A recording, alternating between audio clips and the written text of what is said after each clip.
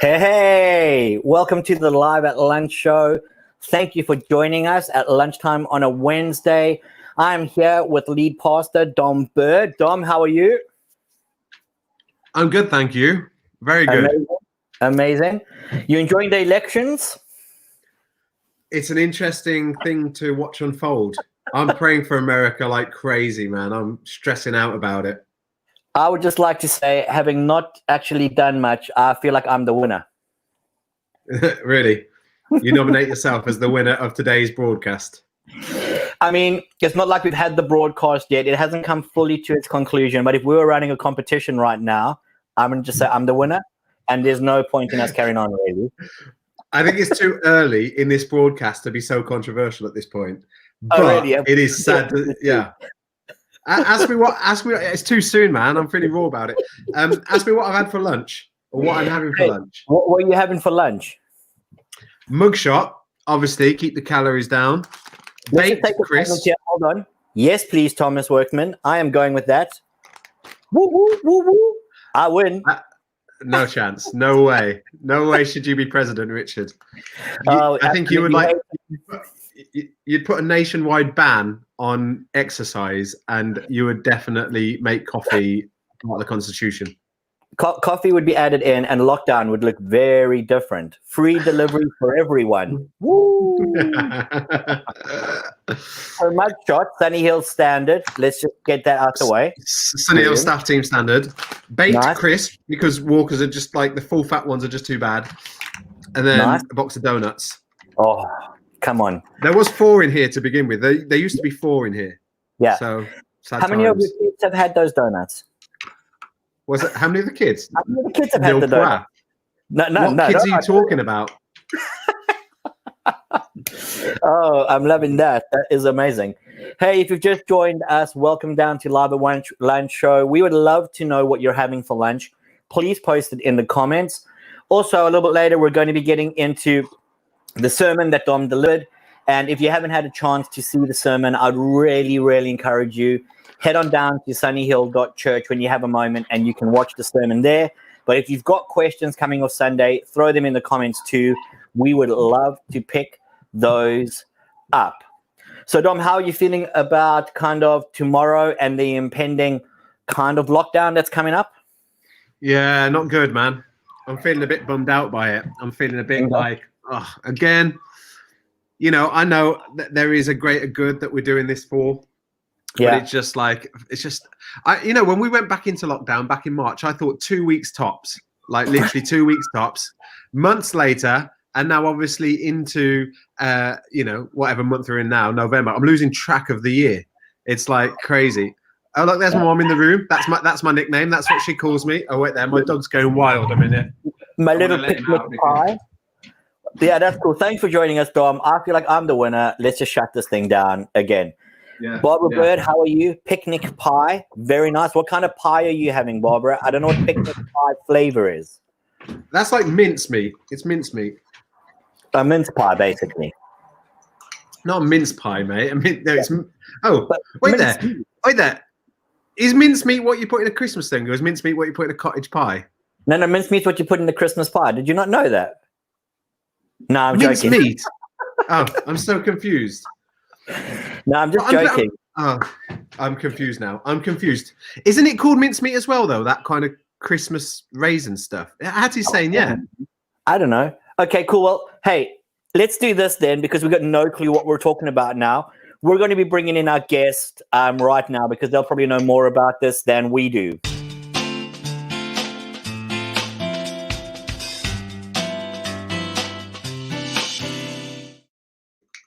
Hello. Hi. Hi. How are you guys? I'm so excited about your arrival on this program. Oh, I think we're on this planet. Like, yeah. Thank you. I'm at a weird angle, so I'm not quite sure where to look, because I can just see the side of my face because I'm sideways. So excuse me if I don't look like the right way. Yeah, Tom Workman's got it right. Mincemeat versus mincemeat. Don't put minced meat in your mince pies. Vegetarians won't be happy. Hold on. So minced meat is what I put in the spaghetti bolognese. Minced meat is what goes in a Christmas pie. Yeah. Hang on. What do you mean Christmas pie? What is that? A South African Mince thing? pie. Do you mean a mince pie? Mince pie. I But don't think we what call I them don't Christmas understand pies. when is the last time you went to the shop and said, "Can I get minced meat?" You say, "Can When I is the get?" last time you went to a shop and asked someone for mince meat? What When shop is are the you last going time you to? get your Harrods. delivery to be ordered to come to your home so you can wipe it down before Oh. you bring it inside? That We've got said, cows that lives next door here, so I never have to go shopping for mincemeat again. you just take a grater outside. Yeah. No, That's it. that's. So how are you doing, Hattie? How are things going? Yeah, it's this is about truth, isn't it? Yeah, it is. Holy Joe. Holy Joe Only loves tells the the truth. truth. Tell us the truth.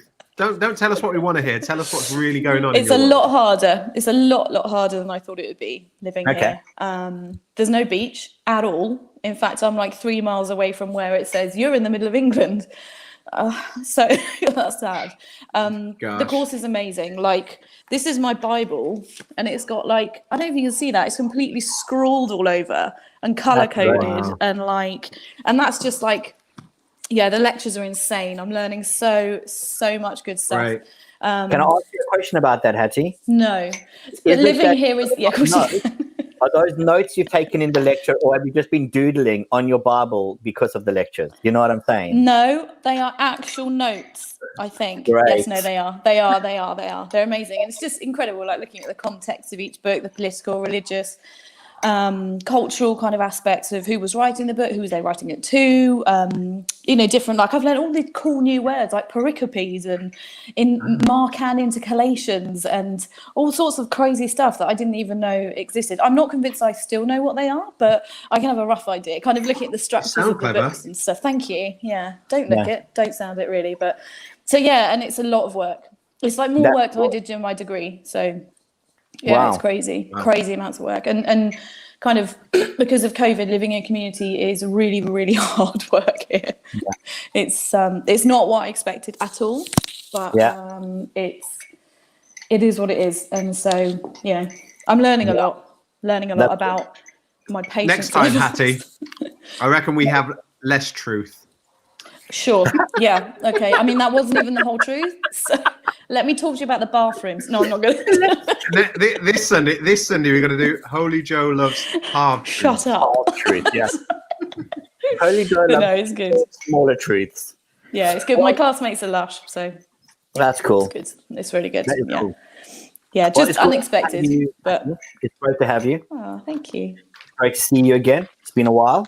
And if you've just joined in and signed on to the Live at Lunch show, we love having you here. Please let us know what you're having for lunch, which brings me to my first question. Yeah. Before we jump into the sermon, Hattie, what are you having for lunch? Or what have you had for lunch? So I've been rushing because I've got an assignment that's due in tomorrow night. So I've been rushing this morning. So I had about 3 crackers with obviously cheese on it. Then I had an apple and then a secret bonus 12. Whoa. So yeah, that's it though. That's mean, it. So I'm still hungry. Yeah, But it's because fine. basically you've had snack. Yeah, but it's fine. We've got lectures 2 till 5, and then we'll have dinner hopefully at some point this evening, and then more work this afternoon. But oh, Louise, I do want to come home. I was supposed to be coming home this weekend, but now I can't because we're locked down. So oh, you know Walker's Crisps, yeah? Have you tried the new sausage roll flavour, No. Dom? Is it good? I don't know. I can't find them anywhere. I really want to try a new, because a sausage roll in a bag that's crispy. What's not to love about that? Like, you know, in Greg's, when you get a sausage roll, it's already in a bag, but then it goes a bit soft. You know what you just did then is something that Thomas Workman, who's watching this feed right now, did a number of years ago. When Third Day, remember Third Day, that Christian band? Yeah. No? They brought out an album years ago, and Tom Workman came and says, "Oh, have you heard the new Third Day album?" I was like, "No, is it good?" He says, "I don't know, I haven't got it yet." It's just like that. "Oh, have you tried those new Walker's sausage crisps?" No? Oh, I can't find any I either. know. I was looking for them. And I can't find them, but I really want to try them. So I think, it's a good way to get all your nutrients, put it in a bag and make it crispy. Well, because this is a lunch show, we'd love to hear what you think. What is your favorite crisp flavor? If you could only have one flavor crisps for the rest of your life, what flavor would you go for? I'll chime in right in the beginning. Ready salted every day of the week. Come on. Ready salted. Could you every day of be the more week. like vanilla? Love it. Wow. Love it. Absolutely love it. Favorite flavor of What's crisp. the without a point? doubt. It's amazing. Amazing. It's like the base, like a margarita pizza. There's no point in that either. It's like the base, and then you build on it. You don't just eat the base. I'm not a You've got to ham and pineapple on a pizza every day of the week, but it's got to be ready sick and salted. wrong. Yes. No. Louise Ready Goldman, salted. ready No. salted again. You see, it's I'm happening. embarrassed. I'm embarrassed to know you. Ooh, Heinz tomato soup for lunch. Very nice, Kate. Fave crisp, cheese and onion. The problem with It's the cheese and breath with a onion, mask. aftertaste in your mouth, you just feel like Tom's Workman. I've never heard of this in my life. Ooh, good one, Tom. Ham and mustard. How posh are those crisps, dude? I really want some of them now. Oh, I've come up with a favourite. Yeah. At Christmas you get pigs in blankets. I don't know if this is right. They do a pig in blanket flavour crisp at Christmas. And that's so good. It makes me really hungry. I really want some now. But yeah, Amazing. pig and blanket flavour crisp. Amazing. I don't know what you feel about this. Dom's mother-in-law said pom bears. I mean, yes, please. To be honest, I can't lie. If my kids have pom bears, I do sneak one or two in there because they are really tasty. But if you eat pom bears, you're right. No, pom bears either side of the scale are okay. When you're young and you've got no teeth, and when you're older and you're losing your teeth, it's a great kind of. Wow, really winning the mother-in-law points there. Yeah, I'm going to pay hugely for that. It's totally worth it. If you've just joined us, we're looking forward to getting into the sermon. So before we do that, I'm just going to play a quick summation, hitting out some highlights from what happened on Sunday. Check it out.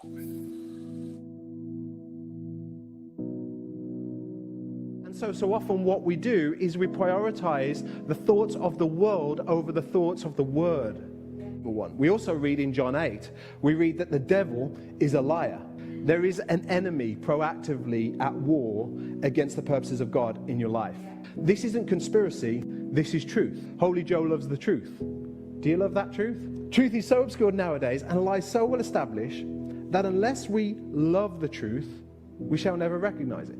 We have to have a hunger, an appetite, and a love and passion for truth. Most people now, most humankind, are discipled by media, a system and a structure that doesn't have Jesus driving it.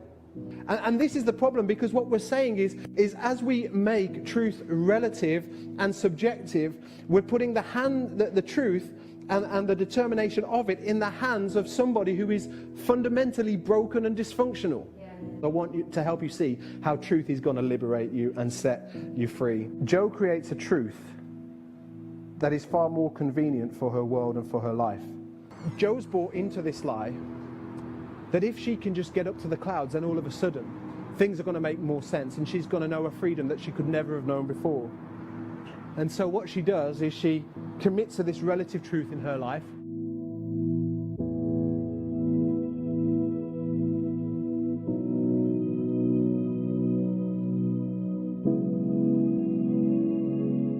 So Jo now, in pursuit of her freedom, has clung herself and anchored herself to a relative truth. And at first it may feel like there's freedom because she can kind of get blown around wherever she wants to get blown around. And this is the challenge with truth. We buy into the lie that if I can just shake off anything that feels like it's demanding, it's not grounded in anything more than the person. We need a greater truth.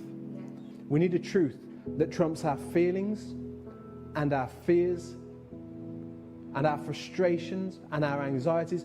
We need a truth that doesn't play to our weaknesses, but a truth that ministers to them. Jesus says this, if we're still not getting it, he says, I am the way, the truth, and the life. You can either hold your own truth and you can protect it, or you can be held by the truth and he can protect you. Hey, if you haven't seen the sermon, I'd really encourage you, go to sunnyhill.church and have a look at it and really kind of get into what Dom's speaking about. I think it's really profound and challenging and well worth it. We've had a couple of more requests come in about what people are eating. I don't know why I said requests, but comments. Oh, I didn't know we could do requests. Onion, Monster Munch, but you have to eat them on your own. It's the mask, though. They get everywhere. It's the mask after you've, you're only doing it. You're only damaging yourself there because you've got to put a mask on. So you're going to have to breathe that all afternoon. I get a Tic Tac. Get a Tic Tac in there. And after Dom's really, really terrible comment about his mother-in-law, she has this to say. Nah, I'm only joking. Yes, She's Chris. amazing. Chris, Yeah. I love you. I know Christmas is coming. It's too late. This whole session's about truth. So what you said stands, and that's where we're at. So, Dom, I wanted to jump straight in to what you were talking about and to ask a simple question. Why do you think having a truth or the truth is so important for people today? What makes it important? Why should we actually care about what you were talking about?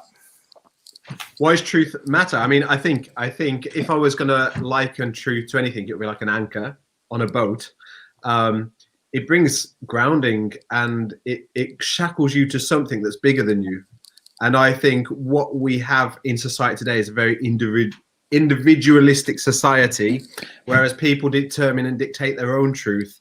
It's like, imagine if I'd have released 100 balloons in that courtyard on Sunday. They would have just all gone off. And it feels almost quite liberating, but eventually they become lonely, isolated, and totally vulnerable to the elements. And I think this is why having a transcendent truth, this is the term I kept using Sunday, but historically we would call it an absolute truth, something that is non-negotiable, something that may be inconvenient or something that may challenge the decisions I'm making, is actually really important to thrive as a human being, I believe. And how do you then move from that in your argument to go, a lot of people shackle themselves to relevant truth. What makes the truth that you're peddling not just another relevant truth? I think that's a really great question. I think every truth really is a belief system, right? So what I mean by that is, like, let's say you're an atheist and you hold to an evolution idea of origin. You actually have to apply faith in the model in order to sustain that truth in your world, right?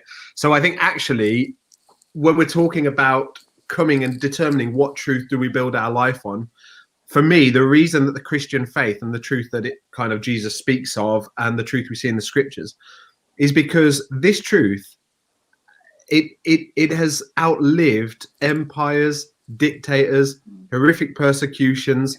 Like, this thing lives. And I was thinking about the thing in Acts 5 where Gamaliel, this philosopher back in the day in the book of Acts, when everyone's talking about the rise of the church, he's saying, listen, if this thing isn't legit, it's going to fall by the wayside. But if it's really like a move of God, then there ain't no stopping it. And I think what we've seen over 2,000 years, against all odds, the church has continued to grow and flourish. And I think for me, outside of my own experience, which you could say subjective, I just don't see a greater truth available in the world than the one I profess to be Jesus is King and Creator. So yeah. How though do you convince people of that? Like, how do you not have people just look at you and go, yeah, that's cool, like you're saying in your sermon, that's your truth, I got my truth, and I feel just as strongly about my truth as you do about your truth. We're all just kind of in a relative mush up of society. Yeah, I mean, like, I would say, and maybe other people have thoughts about this, love to hear it on Facebook and your questions too. I'd say it's not, as the church, as Christians, it's not our jobs to convince people. That's not the job of a disciple. It's not even the job of an evangelist. It's not like I'm supposed to go around and sell God to the common man or common woman. I'm simply a witness. So all I'm doing is I am sharing my experience in the sense of I'm witness to Jesus at work. People then have to determine what that looks like. I love what Paul says, and I think it's quite freeing for the church. It says that some people sow the seed, some people water the seed, but God gives the increase. It's a work of the Spirit. So when I get up on a Sunday and I say some pretty bold statements where I'm making loads of assumptions, actually I'm doing that, and really I'm inviting the Spirit in my prayer before and in my prayer after to kind of make the seed stick in the hearts that are ready to receive it. But ultimately, I'm not trying to convince anyone. I'm just saying, hey, we can't live life jumping from truth to truth that has been created by man in the last 10, 15 years. we need to fix ourselves and couple ourselves to something that is absolute, something that is transcendent, something that didn't originate with man. That's my kind of argument. So Hattie, for those of you who don't know, Hattie is training up to be a missionary, but before that, she was a frontline worker working in A&E and NHS, and we want to honor you for that, especially working really long hours and hardcore. COVID season has been amazing. But being in that environment, Hattie, and seeing everything that you've seen and seeing how different people have reacted to even what's going on over the last 7 months in the country, and obviously long before that, but do you find resonance with what Dom was talking about? Do you think there is this idea of there is this ultimate truth? Or do you actually go, I don't know quite about that. I don't know if that's my experience. I don't know what your thoughts around that. So for me personally, I know obviously this is the truth for me. And I'm learning, the more I'm learning about it, the more there is to anchor into almost. The more you read it, the more there is to anchor into it. And the more you learn, and by no means do I do this, I don't do this, completely living in the spirit, which I'm not good at. I don't ask for the spirit as much as I should do. But I've been learning that the more you live in that, the more truth is in that. And the more truth, and then what comes out of that is the product of the Holy Spirit, not the product of what you think and what your emotions are doing. Kind of in, I don't know, in the secular world, there just seems to be a random selection of truths that people hold on to, and then that truth can change like that, like the wind. And it kind of...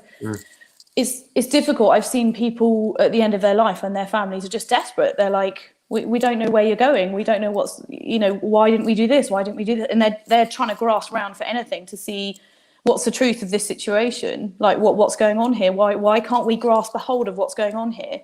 And I feel that as Christians, we're more rooted because we know what's going on. We know it's all part of a plan, and we're not just grasping at straws in the wind. To try and find, I remember, just try and find an answer. And that's not saying that I completely have got all the answers. I don't think anyone has. But I'm just finding out more about God, more about Jesus, about his plan, and about how the Spirit works through people. That's where the truth lies, And I was going to ask, I did actually have a question for Dom. Is that all right? Yeah, go for it. Yeah. Please do. To be honest, I haven't quite formulated it, but obviously you brought up quite a controversial issue, and I'm not necessarily going to delve into that because I don't necessarily feel that I need to have a massive opinion on that in a kind of a public forum, although obviously I feel the same as you with that. But just where would you put emotion in terms of truth? Because what somebody's saying is their truth, I may not be able to identify, but it is their truth. It is their reality at the time. So if you're making decisions based on what you think is your truth at the time, where does that sit within the Christian kind of structure? Yeah, I think that is such a profound question, and I think it is actually a natural lead on. It's funny because Hattie's, you're not aware of this, but like this Sunday, we're going to be looking at feelings and emotions in the context of truth. So there's going to be have a hug? Yeah, there we go. There we go. How about a high five to the face? Yeah. But definitely, I think it's a really fair thing because most people's truths are determined by their feelings, what they feel. So even this week, like, have you been seeing that Amber Heard and Johnny Depp thing play out in the news? No, I have no opinion on that because I don't know. I don't know them, obviously. But surprising. The things that like me and Louise have kept seeing in the news is them saying, "I just want the world to hear my truth." And it's just a really interesting turn of phrase, isn't it? I just want the world to hear my truth. And it's actually really difficult because actually what we need, especially when it goes to the justice system, is the truth, not your truth. We need the actual absolute truth. But I think obviously within there's feelings, emotions, and because we are emotive and emotional beings, it's so entwined to that sometimes that we struggle to carve our identity away from our emotions. But actually, I think for us to feel secure in life, we have to find a way to do that. So I am going to talk about that on Sunday, so I won't bother getting into it now, but I think it is the right question. And I actually think like this Sunday could be helpful in the sense of people who constantly feel like they're at the mercy of their emotions, because our feelings should never be followed. They should always be led. Does that make sense? And I think the common phrase we hear from Hollywood is just follow your feelings, man, follow your heart. That's the worst thing you can do. It's the worst advice in the world. Like your feelings are flawed most of the time. And so actually understanding that and how we uncouple ourselves from that. So what I've actually called this, the working title for Sunday's message is Holy Joe Feels Like Jesus. What I mean by that is he doesn't feel like Jesus and, hey, I'm Jesus, but feels like Jesus as he's learned to process emotions, or she's learned to process emotions in the way that Jesus modeled. So we're going to unpack some of that on Sunday. So it's really good. And I think it's an interesting thing that you're saying, because I think it leads us well into this question from Louise, your wife. Do you think church is too quiet in speaking out on matters where our transcendent truth is different to the world's relevant truth? Do you think that we have regressed into this idea of, well, you've got your truth and you're trying to get your truth out, and we've got our truth, and have we kind of backed off from that? And while you're just taking a moment to think about that, we just want to say, hey, Jonathan, it's great to have you down here. It is great to see you in the room. And if you have just tuned into the Live at Lunch show, please post your comments, your questions, what you're having for lunch into the comment section so we can pull it up and see what people are into. And please keep telling us, what is your favorite flavor of crisps? Sorry, Dom. So back to you. Do you think the church is too quiet? I mean, there was a lot there. There was a lot there. Such a segue. Such a good segue. No, it was nice. Yeah, it was profound. I feel like profound. I'm getting more and more professional as we go along. So there was a lot there, and I'm just going to jump back to that. Do you think that the church is too quiet in speaking out its transcendent truth? Yeah, I do. I think it's hard because we feel like, oh, we don't want to come across looking arrogant or like Holy Joes as in know-it-alls. But ultimately, I think we have, our values aren't based on our righteousness. It's something that surpasses us. So I think when we come to this conversation, and it's something I was keen to do on Sunday, when we talk about controversial issues, whether it be abortion or anything else, it's not we're now casting judgment. It's actually acknowledging that I'm part of this human breakdown. I'm part of this dysfunctional society, and I'm sinful. I make mistakes. Like, it's not that we come from a pious, judgmental position on these matters. It's that it's just undeniable. We look at the world, it's undeniable. The world isn't healthier for relevant truth or subjective truth. The world isn't healthier for it. Depression's increasing, suicide's increasing, anxiety, mental health issues. If this model of liberalism worked, of like, if it's good for me, then it's, screw you all because I'm happy, we would be seeing fruit work out differently. But the truth is, the world is messy, it's in pain. And I think often the media that makes this big noise represents a very smaller minority. And I think that actually godly voices are missing in the conversation. And I think, we have to be really wise with that, because we're not just here to cast out, like I say, it's ownership, not just to say there's the problem, but actually to bring love, grace, and truth to the situation, I think is really key. Yeah, I think that's great. And Adam's got a good question that we're going to get to. But before we get there, we're going to be coming in with a weird food fact.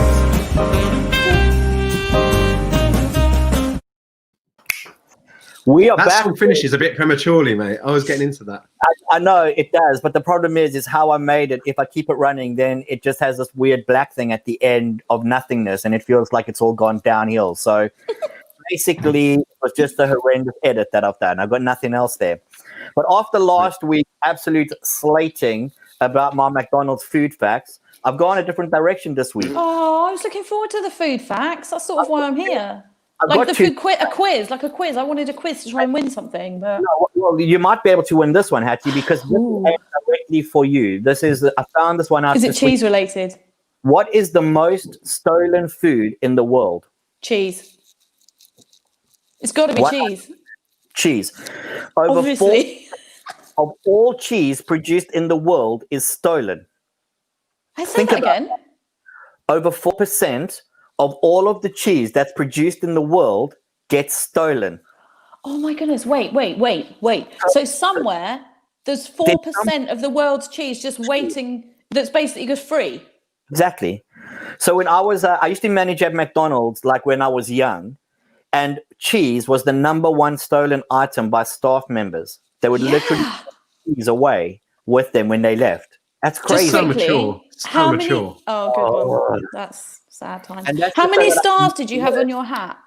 I didn't have any stars because I used to use the word camembert, which I got really Johnny no stars. Wow. Okay. And here's another interesting food fact. Honey can never go off. Did you know that? I did Honey because of the can't go sugar. bad. Honey can't go bad. So you can Yeah. keep honey forever as long as it's in a nice, like, darkened cupboard, and it'll be fine. It might go hard, but you can still eat it, and you'll be fine. And Hey, those that coming you back don't- to that, can I just ask Yeah. something? What coming back to this stolen cheese gate, right? yeah. What do you call cheese that isn't your cheese? What? Nacho cheese. And there's that weird cheese. Cool.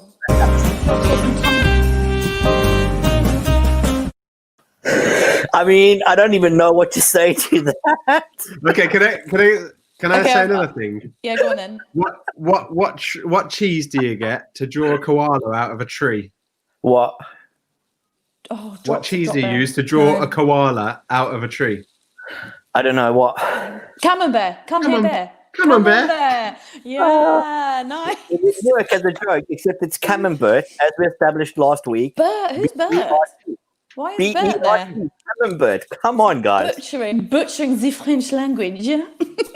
So, if you've just tuned into the live at lunch show after some horrendous jokes about cheese, and I just brought an interesting cheese fact that is pretty mind blowing. That's I what I want to like. know, just quickly, is they stolen by humans or by mice?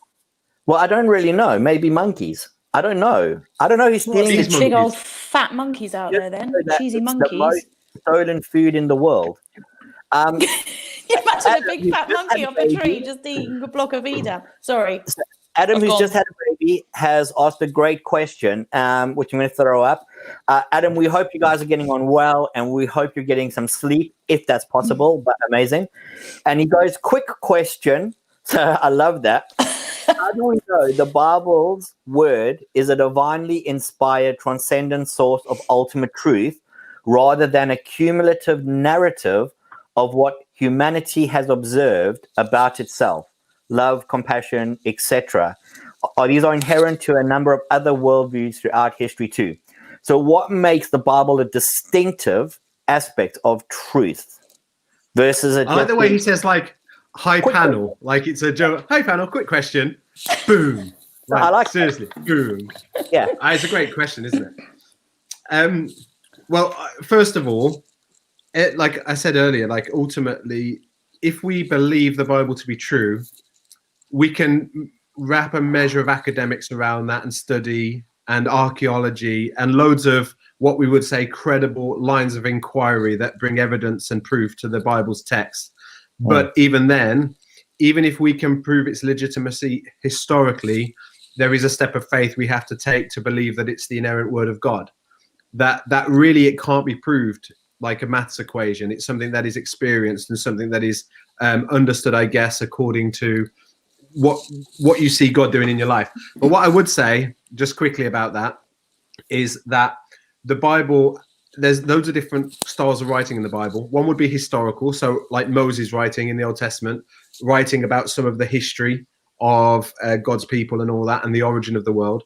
But actually a big portion of the Bible is prophetic as well. And I would say that on an evidence basis, if you were to say what book is inspired, if you look at the prophecies about Jesus before he came in the book of Isaiah, that historically, even if you look at evidence, historical evidence, Isaiah was written hundreds of years before Jesus came, and how Isaiah's words kind of really spoke clarity into this Messiah that was coming. But then not just that, if we lift the New Testament and say, well, what did Jesus say? Or what did the apostles say? What did John say about the future? We can even look in Revelation and see stuff playing out in the world today that's written about in the Bible 2,000 years ago.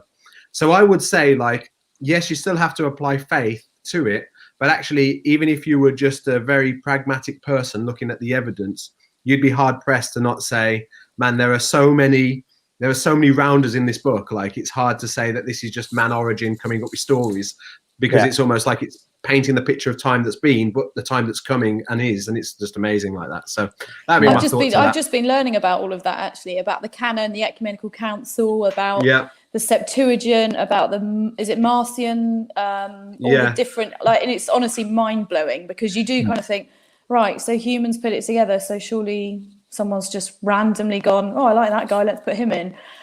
Genuinely not.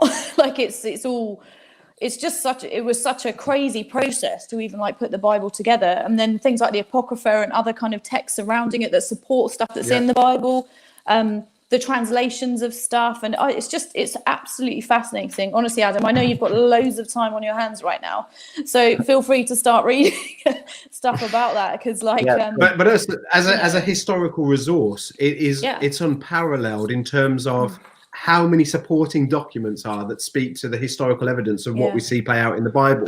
So it's not just this entire story that we just have to accept in blind faith. Actually, you can apply 90% of good scholarly investigation. People have got saved when they've gone on that journey. People have come as journalists, as cynic journalists, gone on the journey to expose the fraudulent claims of Scripture, and then found Jesus in it because it's just overwhelming. But even then, even after the 90% of studious, exploration, you're still going to have to apply faith at the end of the day. But yeah, definitely. Great question. But I think it also brings on to a question I was going to raise, but your mother-in-law has raised it too, which I think is a great question, is even when you look at the entirety of kind of the Christian thought process and thinking and going, we've got this transcendent truth and it's reflected in the word and we're drawing it out of it. What do we do with all of the conflicting truths that exist within the Christian kind of community? Because even though we would all draw from one source, it seems like we're all coming to, at times, a different answer. Yeah. And how do you kind of how does that square up with your idea of there is this truth that you need to anchor yourself to that you were busy talking about in your sermon on Sunday? Yeah, I mean, it's a really interesting question, because you're right. You can have two passionate believers that believe two different things about very sociological challenges, even like abortion or whatever, or divorce and remarriage, like things that, aren't necessarily primary issues of faith in terms of who's Jesus, but in terms of how we behave in light of that truth. But what I would say is, I think the safest, the most prosperous way to go in this is to look at history and look at orthodoxy and look at church historically. What views have they held to? Because the challenge is truth is truth regardless of the culture in which you live. Truth is truth regardless of the society in which you're being raised. And I know that's quite a complex thing to get our head around, but truth doesn't bend to suit the fashion of the hour. Do you know what I mean? Truth doesn't. It's like for me, it's the whole women in ministry situation. Even like one of the big oppositions to women in ministry is to say, "Oh, you're just succumbing to culture."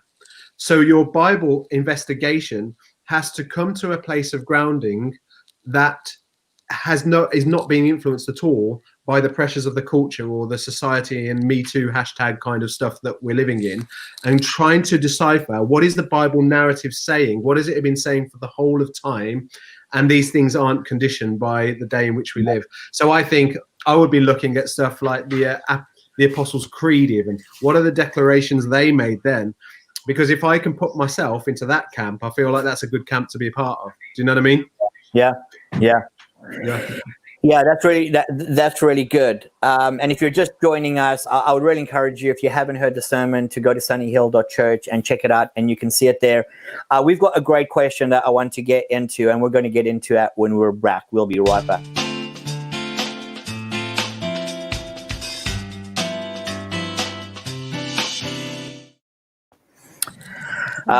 Jonathan asked this great question. We're back, by the way. I don't know why I keep doing that. It's like 8 seconds as if we're kind of gone for a break, but I like it. Do you think, and Hattie, I'm going to start here with you, and then we'll progress it up to Dom. Do you think that there is a skepticism about truth in general in the world right now? Do you think a lot of people are going, actually, I don't know about this whole truth thing? Or do you think people are seeking truth? And hiring it. Yeah, I think everybody's looking for it, aren't they? Everybody's looking for truth. But I think with what Dom said about kind of social media and media itself, it is hard to grasp onto what is actually true. I mean, I guess the coronavirus is quite a good example, because I've been in the hospital, so I've heard what's actually happening, and then you see what's being said on the news. You're like, but what? That's not what I know to be true. That's not true. I know that's not true. Even things when they're reporting death stats and things that were happening in intensive care. I'm like, that's not true. How can you possibly say that? And so it breeds a skepticism inside of all of us. I was just before we started, I was saying to Richard about Donald Trump this morning. I'm not going to get into the politics of it, but saying he'd won the election, but it's not finished. It's not that the polls aren't in. You can't, and it does seem that he said. Is he not president? Apparently, maybe. Take your red hat off. You're keeping you're that just clean on. If people subscribe to follow that particular person, Kanye West, whoever, like Don was saying, that truth then becomes the truth. So I'd imagine there are some people in the States at the moment going, he's won, let's go and celebrate. And you're like, no. That's not a fact. That's someone's opinion. That's not fact. And I think it's really, really hard to decipher the facts. I don't know. I'm not sure that you can ever read or hear something in the media without having a spirit of almost discernment, or a spirit of like, I'm going to weigh this up, almost as if someone's, not to get hyper spiritual, but if someone gives you a prophecy, you don't just go, cool, I'll take that. You go and you test it and you weigh it up and you see whether it lines up, don't you? But with news, we're just so used to just absorbing it. But now I don't know if we can do that, even with some of these more reputable channels. I just don't know if you can do that, because there's just too much influence from too many places, and I'm very skeptical about the news and fake news, and I never quite know what it is to believe, what to believe, especially in these crazy times. Yeah, great point. Yeah. What do you think about that, Dom? Do you think people are skeptical about truth overall, or do you think that there is actually a hunger in people for the truth right now in society? Yeah, well, I think there is a deep-rooted hunger for truth, but I think at the moment what we've built is quite a superficial, shallow relationship with truth, one which we can change as soon as we change our opinion. Our truth can change, and I think part of the challenge with that, and I'm part of this posse, so I'm not casting judgment, is like with the dawn of the smartphone and Google and all that, is now we're all geniuses, we're all teachers. We're all doctors. I sit and listen to my doctor make a diagnosis, and I think I'll Google that when I get home, because actually what we think is we've now, in the age of information, I can kind of process the information, and I can determine what decisions I need to make in basis of my investigation. And I think ultimately, I don't know whether that's going away. Like, that's just the reality of the human condition. I think for me, my heart for the Holy Joe series is to say, come on, can we find a truth that goes much deeper, and can we find a truth that transcends much higher? And can we live in these places? So when we get up in the morning, for example, rather than turn to the BBC News app, which could be all sorts of godless nonsense, because like I said Sunday, the world system isn't driven by Jesus, and actually fill our mind and our thinking with godly truth, which we can build our life on, and work out the rest of the stuff in the world. What's the impact of coronavirus? What's the impact of the economy and Donald Trump and politics? But actually, on the whole, we're building with big building blocks of foundational truth that we know have stood the test of time. I think that's, for me, that's my kind of thing I'm trying to, really encourage people to kind of go back to. That would be my thoughts on that. Yeah. Cheers, Tom. Great to have you join us. You go and dash to wherever you need to go to. And it kind of brings me to the question that I want to land on today, but we'll carry on talking about truth next week, because there's going to be so much more to keep unpacking. And it was simply this idea around one of the verses which you referred to was when Jesus says, I'm the way, the truth, and the life. This idea of truth being a relational connection to a real person. And what actually does that mean? Because I think often what we default to is simply read the Bible more and then you'll know the truth. But Jesus doesn't say that, actually. What he's saying is he's going, I am the truth. This is the truth, me.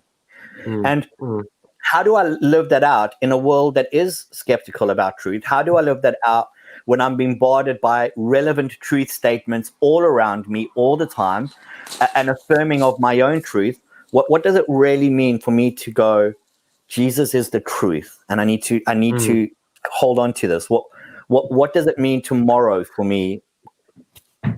Yeah, it's a great question, and I don't even think I'd be able to answer it fully, because I think it's something I'm still trying to process.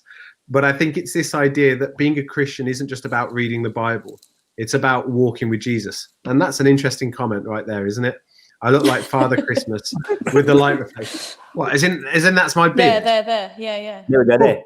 Not that you're fat and jolly. Although I'm a little bit Jolly. I'm definitely not jolly. No. I think we're happy with fast food truth. It's a really insightful point, Jonathan. Yeah. It's true. I think I'm really aware now that I look like Santa Claus, so I need to kind of not do that.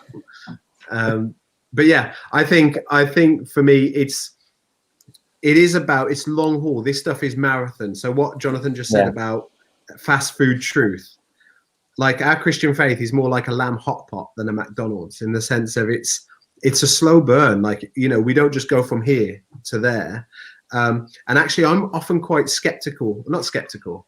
I worry about people who have that kind of thing, because I kind of feel like it's this progression of building faith. Of course, you have these high moments, but for me, it's about this onward progression, onward Christian soldiers, taking ground, breaking habits, creating disciplines, these things that are going to ensure that when we read the Bible, we actually encounter Jesus as the person who he is, like this God man who is alive and on his throne.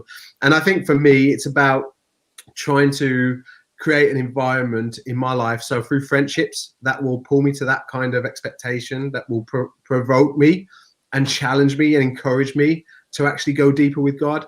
So it's not just about reading the Bible, and it's not just about like knowing the truth. It's about really believing the truth, and that truth setting us free.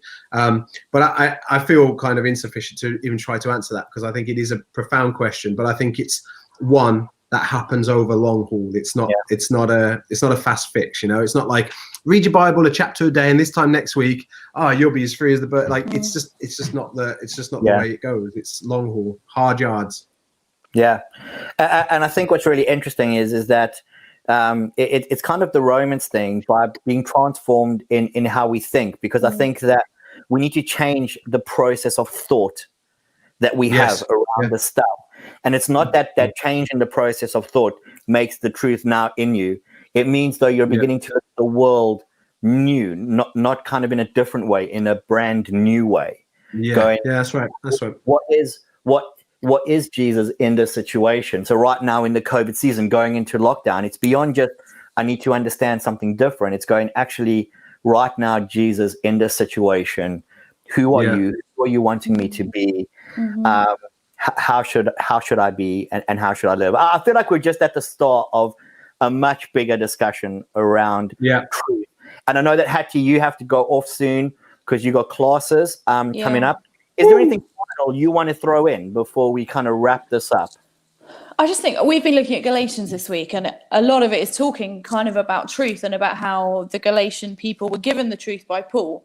But very quickly after Paul left, after his 3 missionary journeys, he kept going to visit them, and how very quickly, he says it in verse 6, that he's astonished that you're so quickly deserting him who called you and turning to a different gospel. And it just I was chatting with one of my classmates about it. We were just like, this Galatians seems to describe our world right now. Is that the truth's been given to us, but it's just so easy. Everything else is just distorting it. And I think the only way through it, which basically this whole book is about living in the spirit and not living in legalism, religion. Like Don was saying, you can't just say, read your Bible and you'll get better.